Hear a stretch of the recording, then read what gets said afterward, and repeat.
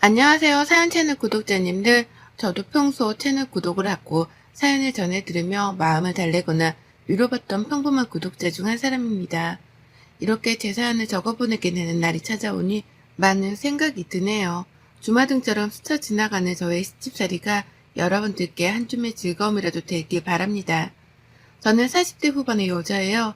늦은 나이도 아니지만 이른 나이도 아니고 결혼 생활을 벌써 15년 차에 접어들면서 결혼 생활에 대해서도 알 만큼은 안다고 생각하는 편이었습니다. 제가 결혼하고 지금까지 아이를 둘 낳았는데요. 정말 열심히 살았다고 자부하는 것이 지금껏 한 번을 쉬어본 적이 없어요. 아이를 낳고 나서도 바로 몸을 풀고 출근을 했었고, 첫째 말고 둘째를 낳았을 때에도 다를 건 없었습니다.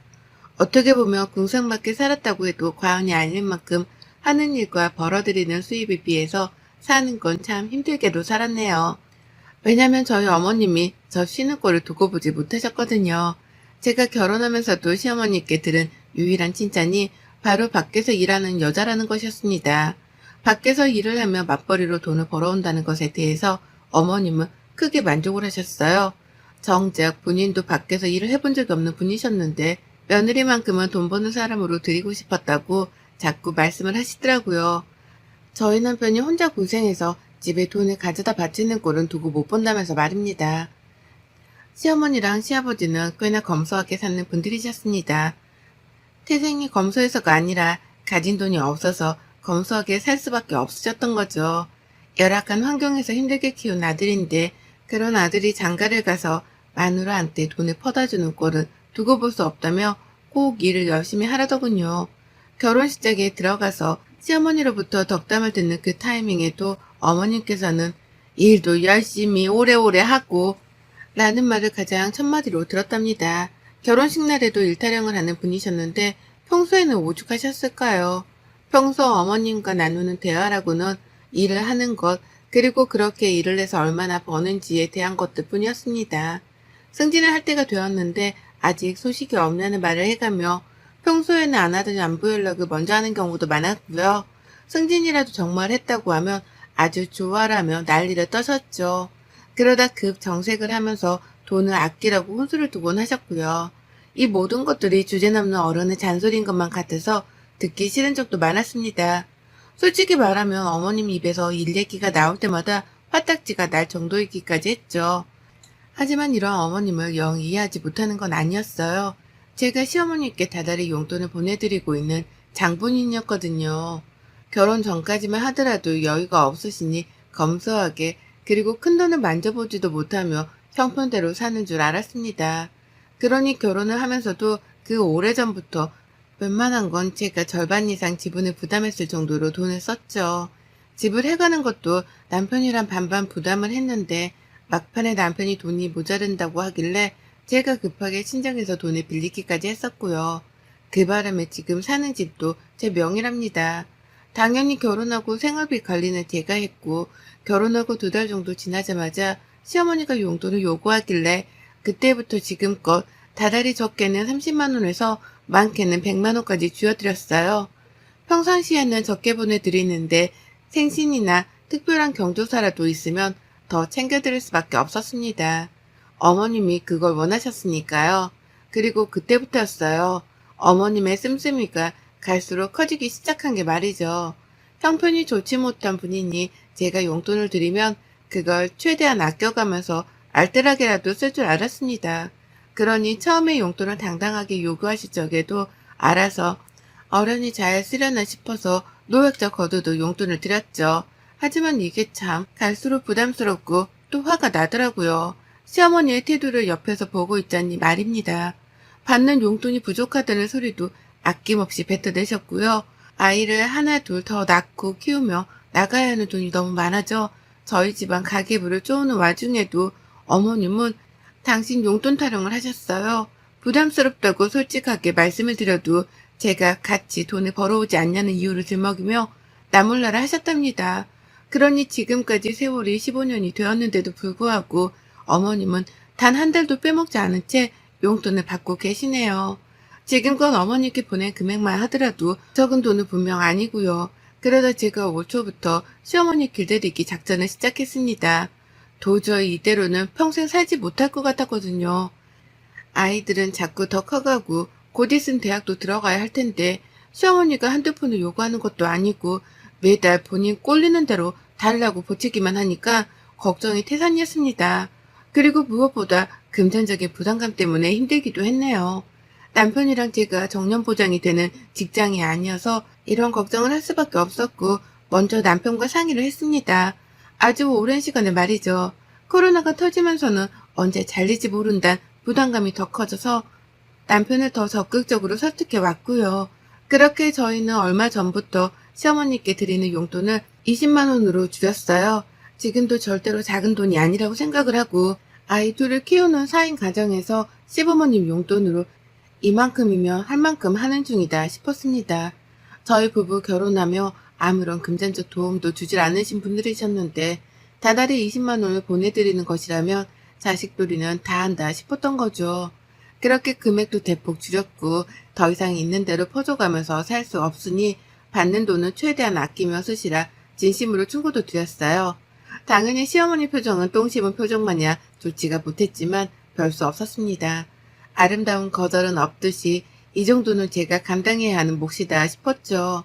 그래서 어머님이 얼만큼 기분 나쁜 티를 내던 말던 크게 상관하지도 않았고 오히려 뜻을 굽힐 일이 없다는 단호한 표정만 지어 보였습니다. 그렇게 시작을 잘했다고 생각했어요. 그런데 그때부터 어머님이 세이지기 시작했답니다. 불필요한 일을 만들어가면서 돈을 타내려고 하기 시작한 거예요.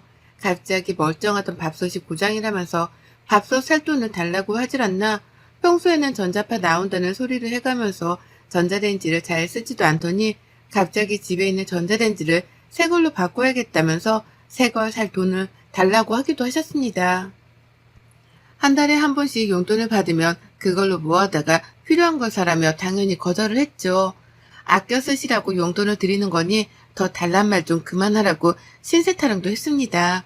시부모님 잘못 만나 내가 이날 이때껏 내 부모도 아닌 분들께 얼마나 갖다 바치고 있는 거냐면서 힘들어 죽겠다 하소연도 한참을 해봤어요. 이렇게라도 하면 조금이라도 우리 돈 쓰는 걸 아까워해 주실 줄 알고요. 하지만 그런 반응은 잠시뿐이었어요. 당신 아들한테는 돈 달란 말을 한마디도 안 하면서 제 앞에서는 돈 없단 소리를 잘만 하고 사는 것이 정말 미워 죽겠었습니다. 남편이 생활비는 괜찮냐 물어보면 니들이 그렇게 고생해서 벌어 나오는데 이 정도면 충분하지 라며 이해심 많은 티를 내곤 하셨는데요. 제 앞에서만 서면 돈이 더 필요하단 말을 반복해가며 저를 힘들게 하셨죠. 이중적인 태도 때문에 저는 더 승질이 날 수밖에 없었던 거고요. 하지만 얼마 전 어머님의 생신날이 찾아왔을 때 제가 큰 실수를 범하고 말았습니다. 어머님이 어떤 분이신 줄을 안다면 생신 때에도 그냥 어영부영 넘어갔어야 했는데 제가 실수를 하고 오지랖을 부린다면서 어머님께 선물을 사드리겠다고 해버리고 만 것이었죠. 제 딴에는 어머님이 그간 저한테서 돈 문제로 쓴소리를 많이 들으셨기 때문에 적어도 생신 때만큼은 사고 싶은 걸 사게 해드리고 싶었습니다. 1년에 한 번이었고 용돈을 줄이는 처음 맞이하는 생신이었으니까요. 평소에 살 돈이 필요하다면서 꺼내셨던 제품들이 커피포트, 에어프라이기 같은 것들이었기 때문에 저렴한 걸로 시부모님께서 쓰실 용도로 10만원에서 많게는 15만원으로 가격을 잡았습니다. 그리고는 당연히 어머님이 그중 하나를 사겠다 하실 줄 알고는 사고 싶은 걸 사드리겠다고 말씀드렸죠. 바로 며칠 전에도 에어프라이기 타령하셨던 분이셨기에 말이죠. 그리고는 어머님 생신 전날 타이밍이 좋게 주말이어서 제가 어머님 댁으로 갔어요. 그리고는 같이 선물을 사러 나갔습니다. 돈을 보내드리려 했는데 어머님이 혹시나 돈을 더블로 부를까 싶었던 마음에 제가 직접 찾아가 결제를 할 참이었습니다. 그렇게 같이 집을 나섰는데 제가 차가 없는데 어머님이 택시 타령을 하더라고요. 너무 힘들어서 지하철로는 이동을 못한다고 말이죠. 처음엔 욱했으나 일단 참았습니다. 그리고는 알겠다고 하고 같이 택시를 탔는데 글쎄 종로를 부르시는 거예요. 그 먼 강동구에서 종로를 말입니다. 택시비가 벌써 후덜덜하게 나오는 와중이었고 제 마음은 이미 너덜너덜해졌어요. 종로로는 뭐 때문에 가려고 하나 싶어서 혹 그 주변에 있는 무슨 시장이라도 가는 줄 알았습니다. 근데요, 어머님이 저를 엄한 곳으로 이끌더라고요. 보석 상점이 가득한 거리로 말입니다. 저도 처녀 시절에 그 주변에서 영어학원을 다니면서 보석 상점이 많다는 걸 알고 있었습니다. 자꾸만 그 거리로 저를 데려가려는 듯이 택시 기사님을 향해서 기사님 저쪽으로 더 가서 내려주세요 라고 하길래 진짜 이러다 보석 하나를 사달라고 하는 것이 아닐까 싶어 긴장이 되었네요. 그리고 급기야 보석 상점 앞에서 보란듯이 여기에요 라고 대답을 하시는 순간 속으로 얼마나 똥줄이 탔는지 모릅니다. 가지고 싶은 걸 사드리겠다고 한 그 말 실수 한마디 때문에 어머님이 나를 보석 상점으로까지 이끄셨구나 싶어 뒷골이 부진장 땡겼죠. 그리고 그날 저는 당당하게 보석 상점 안으로 들어가서 자신이 집에서 챙겨나온 금을 꺼내드는 시어머니를 지켜만 봤습니다. 어머님은 집에서 챙겨온 아주 조그마한 금반지를 꺼내들더니 그거랑 다른 금을 같이 녹여서 새로운 반지 하나를 만들어달라 요구하더라고요. 미리 조사라도 해온 건지 저는 뭐가 뭔지 하나도 모르겠는데 어머님은 디자인까지 미리 핸드폰으로 사진까지 찍어뒀던 걸 직원에게 보여주며 주문을 했어요. 순식간에 디자인 상의가 완성이 되었고 저는 그날 무려 109만원어치를 결제하고 말았습니다. 살떨리는 상태로 카드를 내밀었고 6개월치 할부로 결제를 하는데 저도 모르게 제 옆에서 다른 반지를 구경하던 시어머니의 뒤통수를 째려보게 되더라고요. 당연히 부담스러워서 100만 원이요? 라며 거절의 뉘앙스도 대놓고 뱉어냈지만 어머님은 듣질 않으셨고 원하는 거 다 사주겠다더니만 라며 오히려 치사하단 말씀을 하셨어요. 앞에서 직원까지 나서서는 시어머니가 대접을 잘 못 받으시네 어쩌네 하며 어머니 편을 드니까 저는 분위기에 휩쓸려 등신 호구같이 그걸 결제해버리고 만 것이었습니다. 가게를 나오며 바람이 꽤 차가웠거든요. 근데 전 피부보다도 제 심장이 더 차갑게 얼어붙는 것 같았어요. 더욱이 고맙다는 말조차 까먹은 건지 집으로 돌아가는 길조차 당당하게 택시를 잡았다는 어머님을 보며 저는 이를 바득바득 갈았답니다.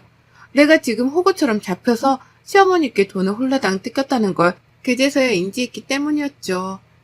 그간 용돈 좀 더 달라고 힘들어 죽겠다는 소리를 하셔도 잘 버텨가면서 20만 원씩만 쥐어드리고 있었는데 이렇게 허무하게 돈 100만 원을 긁어버렸다니 저 스스로가 너무 한심하고 바보 같아서 수치심까지 밀려 들어오는데 이걸 해결할 방도는 딱 하나뿐이더라고요. 바로 시어머니께 당한 만큼 똑같이 갚아주는 것이었습니다. 제가 할 수 있는 건 그것뿐이었어요. 그래서 계획을 세우고 실행에 옮겼죠. 무슨 코미디 한 편 찍는 것 마냥 시어머니를 상대로 제 딴엔 피해 복수를 감행했습니다. 100만 원의 보석값을 결제해드린 후 저는 이전과는 달리 아주 살갑도록 시어머니께 연락을 취했어요.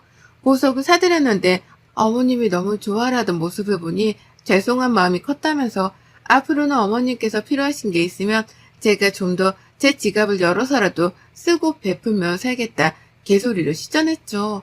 한마디로 마음에도 없는 말이었는데 입에 버터를 발라가면서까지 시어머니께 아부를 떨었던 겁니다.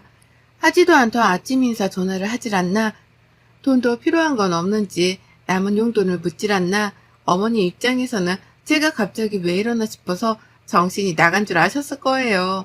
하지만 제가 다른 것도 아니고 돈이 더 필요하지 않냐면서 안부 연락을 해오니 어머님도 싫진 않으셨는지 매번 장황하게 대화를 나눠가면서 꼭 마지막엔 돈이 모자란다 소리 덧붙이셨어요.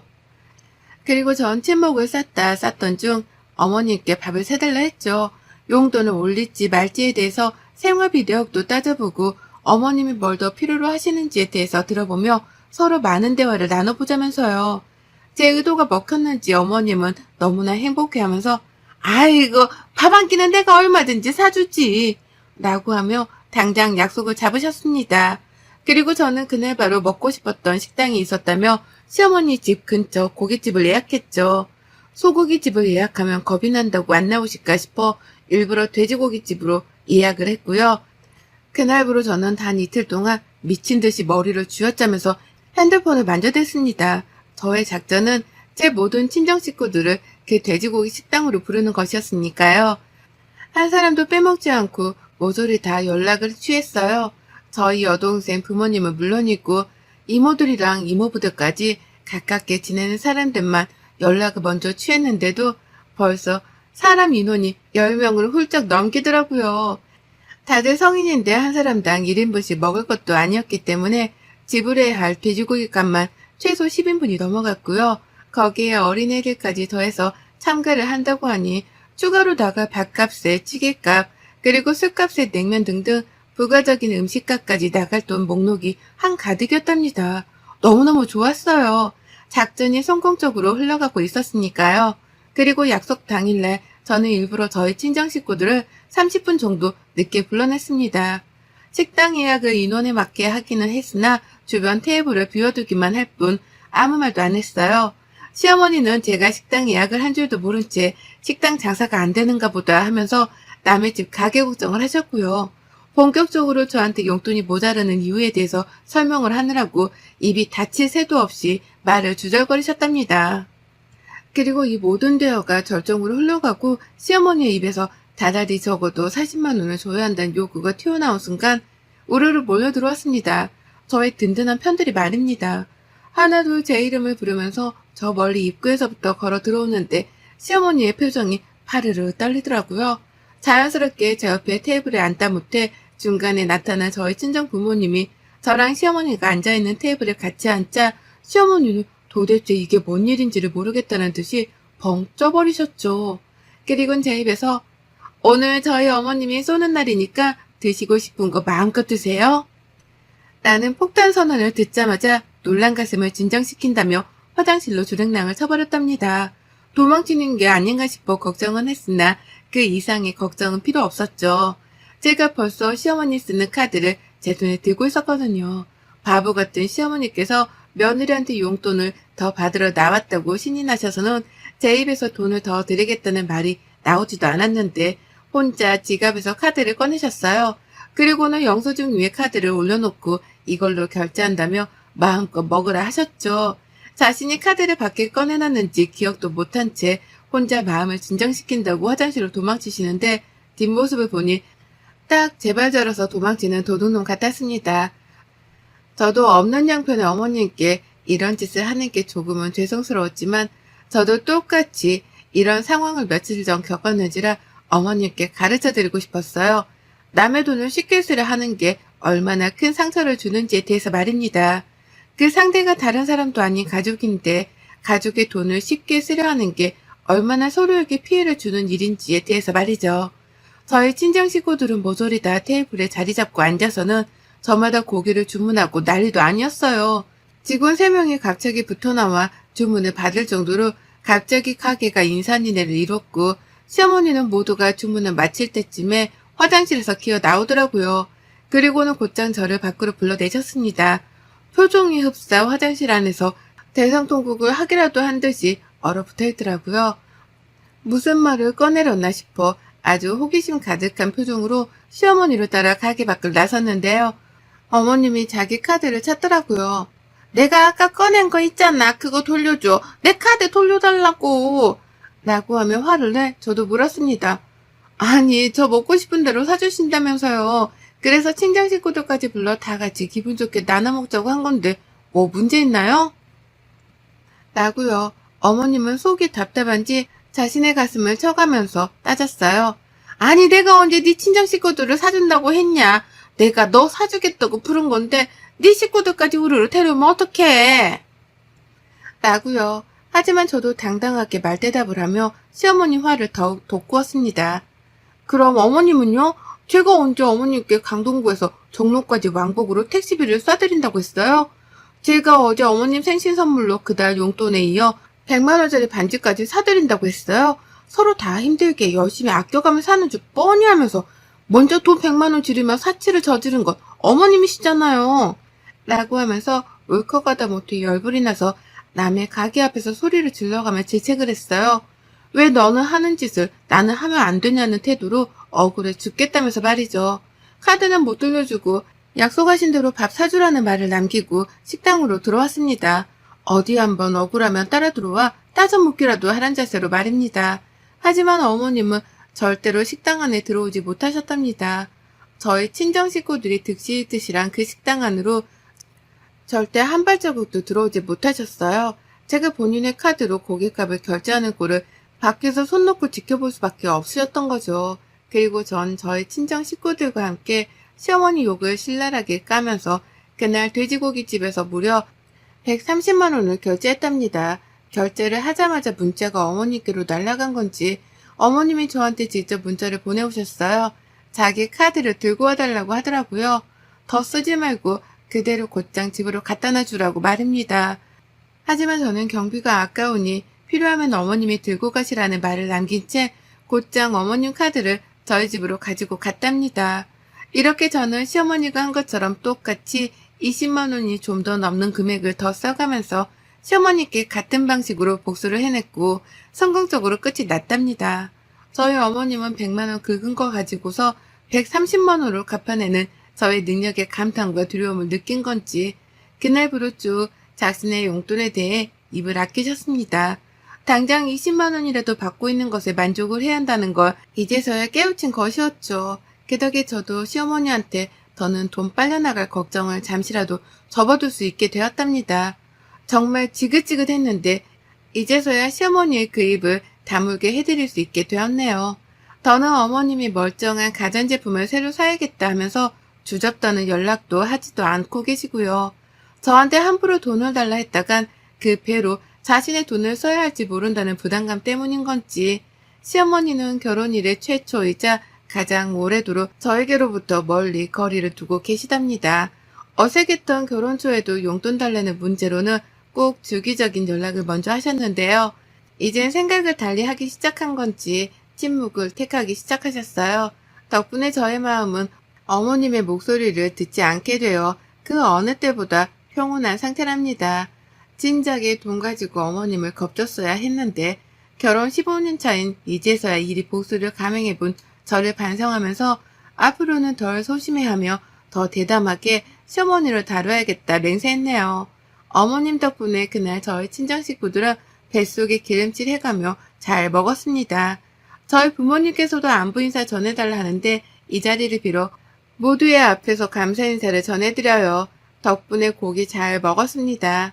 여러분의 생각은 댓글로 남겨주세요. 오늘도 시청해 주셔서 정말 감사합니다.